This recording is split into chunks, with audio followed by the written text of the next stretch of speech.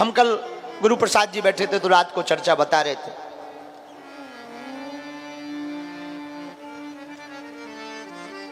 हमारे दादा गुरु जी के एक शिष्य हुए श्री पवन पुजारी जी, हनुमान जी के बहुत अच्छे भक्त। उस समय में हम बहुत छोटे ही थे, बहुत कम आयु थी हमें, पर पूरी घटना याद है क्योंकि अभी कुछ दिन पहले ही उनका शायद शरीर पूरा हुआ, मिले नहीं हम बहुत दिन से। बुंदेलखंड के एक जिले में जंगल में उनका गांव था, नाम था पवन पुजारी। वैसे पवन नाम था, पुजारी जी सब कहने लगे थे। वो रेलगाड़ी में ट्रेन चलाने वाले ड्राइवर थे, लोको पायलट रेल चलाते थे। बिल्कुल सत्य घटना आपको बता रहे हैं। लोको पायलट थे, ट्रेन चलाते थे। रोज का काम था, ट्रेन ले जाते थे। लेकिन उनके ऊपर हनुमान जी की भक्ति का बड़ा असर। रोज हनुमान जी के मंदिर में जाते, अपना नित्य नेम करते, नित्य क्रिया करते, हनुमान जी से आज्ञा लेते। अच्छा तो अब आपकी आज्ञा है तो हम ड्यूटी कराएं, फिर आते हैं। गांव के बाहर ही जंगल में एक हनुमान जी का मंदिर था जहां वो रोज पूजा करने जाते। हमारे दादा गुरुजी से उनका बड़ा नाता था, बहुत मिलते थे दादा गुरुजी को, आते थे, कभी कोई बात पूछनी होती थी आते थे, हम भी मिलते थे उनको। हमें बड़ा प्रेम करते थे। जब भी आते थे हम उनसे पूछते थे भाई ट्रेन कैसी चलती है, हमें कभी बैठाना, तो बातें करते थे। बिल्कुल बैठा देंगे, बच्चों की आदतें बच्चों जैसी हो। हम तो 26 साल में भी बच्चे ही के बच्चा है। तो बड़े आनंद से हम मिलते थे, बातें करते थे। आहा क्या कहना, उनका भाव बड़ा दिव्य होता है। एक बार एक घटना घटती है। घटना ये घटती है कि वो गांव के बाहर जो जंगल में मंदिर था, लगभग 2-3 किलोमीटर अंदर, वहां सुबह सुबह पूजा करने गए। बरसात का मौसम, पानी बरस रहा था, जगह जगह खरपतवार जम गया, मंदिर में लाइट नहीं, अंधेरा, कोई व्यवस्था नहीं। एक छोटी सी मड़िया है, मड़िया के अंदर श्री हनुमान जी महाराज बैठे हैं। कोई गांव के लोग ज्यादा आते जाते नहीं थे, केवल यही 1-2 लोग दर्शन करने जाते थे, पूजा सेवा हो जाती थी। गांव के लोगों ने इन्हीं को पुजारी बना दिया, तुम हनुमान जी के पुजारी हो गए, इसलिए इनका नाम फिर पवन पुजारी चलने लगा। एक दिन ये मंदिर गए, मंदिर में ऐसी लगन लगी कि हनुमान जी के सामने से उठे ही नहीं। शाम हो गई, घर वाले बड़े परेशान, आए नहीं, ड्यूटी नहीं गए, नौकरी नहीं करने गए। तो घर वाले शाम के समय डब्बा लेकर 2-4 और गांव वालों को बोले भैया पवन आए ही नहीं है, पुजारी जी का पता ही नहीं कहाँ गायब है, ड्यूटी जाना है, रेल लेकर जाना है, नौकरी छूट जाएगी। घर वाले डब्बा लेकर के, लाठी लेकर के सब मोहल्ला वाले आए तो देखा, आहा आंखों से आंसू बह रहे हैं। वहीं मंदिर के चबूतरे पर खुले में बैठे हुए हैं, जगह जगह कीड़ों की आवाज आ रही, खरपतवार में सनन सनन की हवा चल रही है। लेकिन ये तो हनुमान जी के सामने दीपक जला करके, आंखों में आंसुआ भर करके रोते हुए भगवान की तरफ देखते हुए, मानो कह रहे हो अखियां हरि दर्शन की प्यासी, अखियां हरि दर्शन की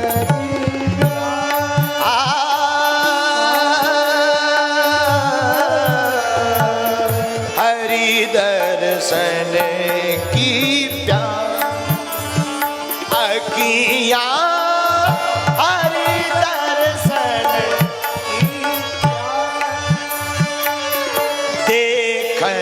चाहत कमल नयन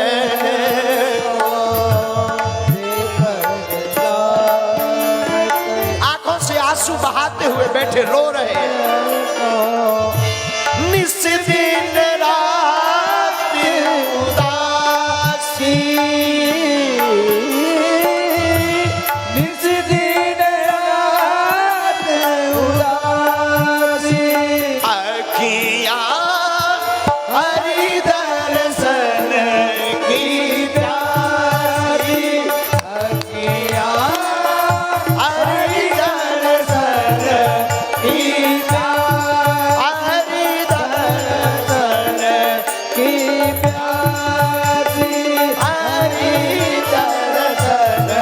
की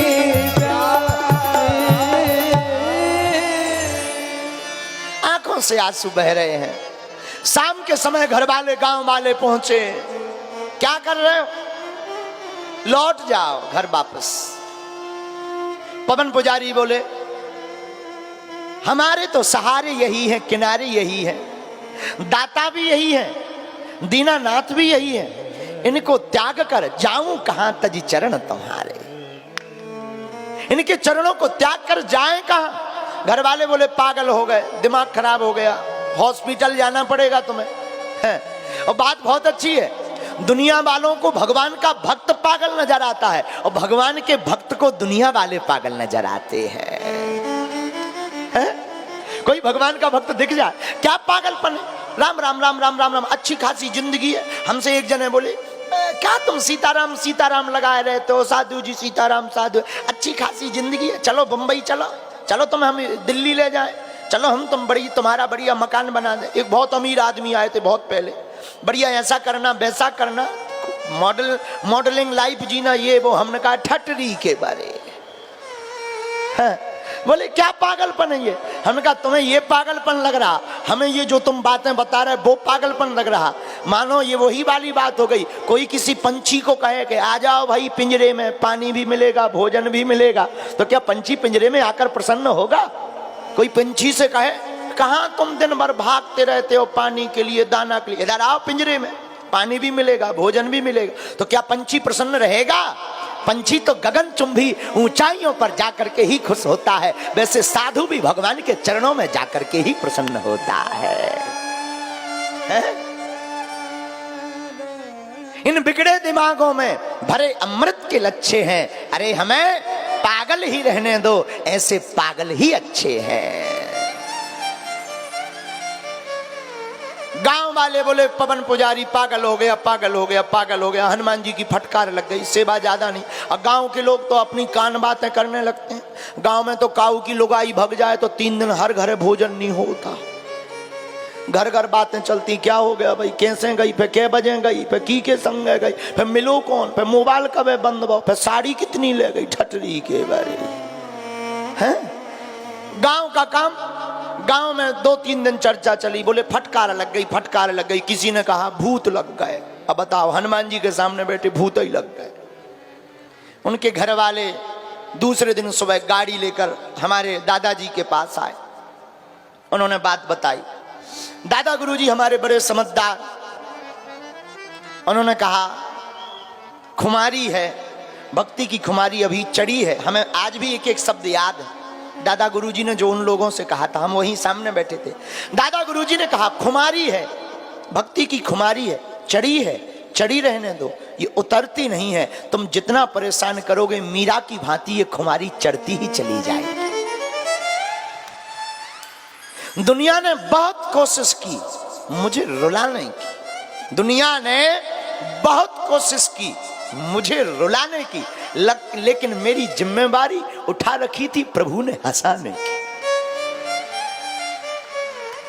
दुनिया बहुत कोशिश करती है, लेकिन दीवाने इश्क का पता कौन पा पाया? दीवाने इश्क का पता कौन पा पाया? जो इसकी राह में आया वो भी इसका हो पाया है? और कल एक अच्छा पंक्ति उठी थी, किसी से उनकी मंजिल का पता पाया नहीं जाता, जहां वो है फरिश्तों से वहां जाया नहीं जाता। काश किसी के लिए खास ये दिल मकसूद होता है, ये वो नगमा है जो हर साज पर गाया नहीं जाता है? तो दादा गुरु ने कहा कि अभी मत टोको, टोकोगे परेशान होगे, तुम हम पर छोड़ो, तुम्हें ज्यादा अपने बेटे की चिंता है, 2-4-5 दिन में तुमसे बात करेगा, जाओ हम हनुमान जी से प्रार्थना करेंगे। घर वालों का भी श्रद्धा बड़ी अटूट थी गुरु जी के ऊपर, चले गए। 5-6 दिन बाद पवन पुजारी जी को होश आया कि हमने तो भोजन भी नहीं लिया, नौकरी भी नहीं गए। घर आए, घर वाले खुश हो गए, चलो दिमाग चढ़ा था अब ठीक हो गया है, ठंडा हो गया। घर वाले प्रसन्न, कपड़े पहने उसने अनमने से। घर वाले बड़ी स्वागत में, कहाँ जाओगे? Railway station. अच्छा, घर वालों को लगा बहुत अच्छा, भगवान की बड़ी कृपा, भगवान ने सुन ली है और लगता है अब ये सुधर गए हैं, फिर से ट्रेन गाड़ी लोको पायलट हैं, ट्रेन चलाने जाएंगे, नौकरी पे जाएंगे, बहुत अच्छा, जय बजरंगबली, जय बागेश्वर धाम। घर वाले प्रसन्न। ये रास्ते में चला पवन पुजारी, इसने मन में विचार किया, वेतन हम पा रहे हैं, नौकरी हम कर नहीं पा रहे, और जिसकी नौकरी कर रहे हैं मेरे सतगुरु, तेरी नौकरी सबसे बढ़िया है, सबसे खड़ी। बालाजी की नौकरी कर रहे हैं और इस नौकरी में, इस नौकरी की कहां दम। इसने एक कागज लिया रास्ते में, कागज में इस्तीफा लिखा कि हम 5 दिन से गए नहीं हैं। रेलवे स्टेशन का मास्टर नाराज होगा, कारण पूछेगा, डांट लगाएगा, और हमने तो मेडिकल भी नहीं लगाया, क्या जवाब देंगे, झूठ हम बोल नहीं सकते। उसने पहले ही इस्तीफा लिया कि जाकर के हम इस्तीफा दे देंगे, भाड़ में जाए, जो होना होगा सो होगा। स्टेशन पहुंच गए, आहा, स्टेशन मास्टर के पास गए, सीताराम सीताराम, हाँ भाई सीताराम आओ, पवन कैसे हो, ठीक है, श्रीमान क्षमा करना, हम 5 दिन आ नहीं पाए, दिमाग हमारा ठिकाने नहीं है, हमारे मन में कुछ और बातें चलती रहती हैं, कृपा करके हमारा इस्तीफा स्वीकार करो। आंखों में आंसू भरकर टेबल की तरफ देखते हुए, रेलगाड़ी की तरफ देखते हुए आंसू भरकर के इस्तीफा टेबल पर रखा, तो वह स्टेशन मास्टर चौंक करके बोला, क्या बाबरे हो गए हो, क्या पागल हो गए हो, तुम इस्तीफा क्यों दे रहे हो। उसने कहा, हम आ पाते नहीं, वेतन लेने से, झूठ मूठ की वेतन लेने से कोई फायदा नहीं, हम 5 दिन से नहीं आ पाए हैं, और भला हमें आ भी नहीं पाना है, क्योंकि हमारी शरीर की हालत अब वैसी नहीं रही जैसी थी। स्टेशन मास्टर ने नीचे से ऊपर तक देखा, बोले कोई नशा किए हो, बोले नहीं। बीमारी, बोले कोई बीमारी नहीं। अरे बोले बाबरे हो गए, रजिस्टर चेक करो, 5 दिन में एक भी दिन अब्सेंट नहीं है, तुम रोज ट्रेन को लेकर के गए हो, ये तुम्हारे हाथ के हस्ताक्षर भी है।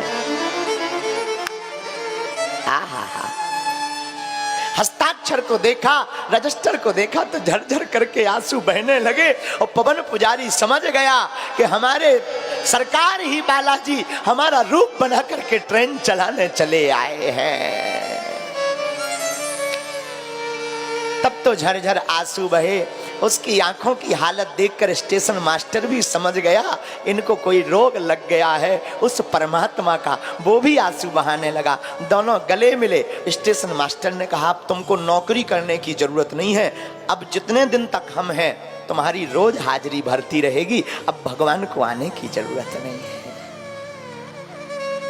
आहा, इससे सिद्ध होता है अहम भक्त पराधीनो, हम सब भगवान, हम तो भगवान के अधीन हैं, लेकिन भगवान भक्तों के अधीन है।